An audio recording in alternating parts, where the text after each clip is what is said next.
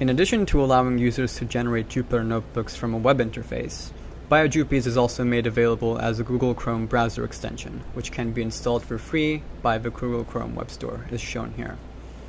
So to install it, we can go ahead and click Search, and then type in BioJupies. And we can then add it to Chrome by clicking on the button on the top right. Once this has been completed, a prompt will be displayed on the top right-hand corner of the Chrome browser. So the BioJupies Chrome extension will enhance the website of a gene expression omnibus by adding buttons, which can be used to generate notebooks.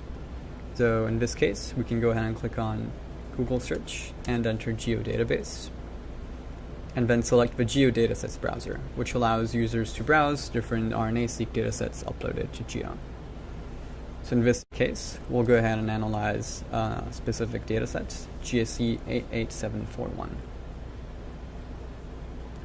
So this dataset is an RNA-seq dataset which analyzes gene expression changes in human melanoma cell lines compared to primary melanocytes, which contains 12 samples generated from human cell lines.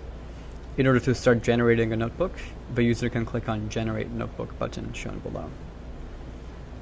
In the first step, the user can select data analysis and visualization tools which can analyze the data and embed interactive results in the notebook itself.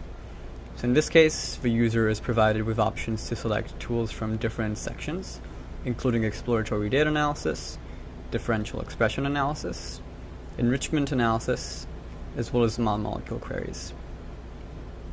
Once the user has selected the desired tools, they can click on Next and access the next step of notebook generation. At this point, the user is required to define the samples in order to generate the signature. So in this case, we can select the first 3 samples, which belong to the normal non-metastatic cell lines, and then the remaining 9 samples, which have been generated using metastatic melanoma cell lines. Optionally, the user can also name the groups based on their phenotypes. So we can insert normal as the group A name and metastatic as the group B name. Once this has been completed, the user can click on Next and access the final step of the notebook generation process using Google Chrome extension, which allows users to modify the notebook title, as well as optional tool parameters, such as the normalization technique for principal components analysis, as well as cluster grammar, or the p-value and log fold change thresholds to display significant genes in the volcano plot.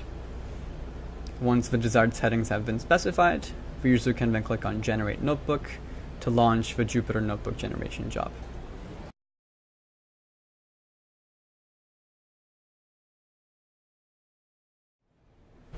Once the Jupyter Notebook generation job has been completed, a link to the notebook is displayed on the Chrome extension, and the user can click on it to access the results of the analysis itself.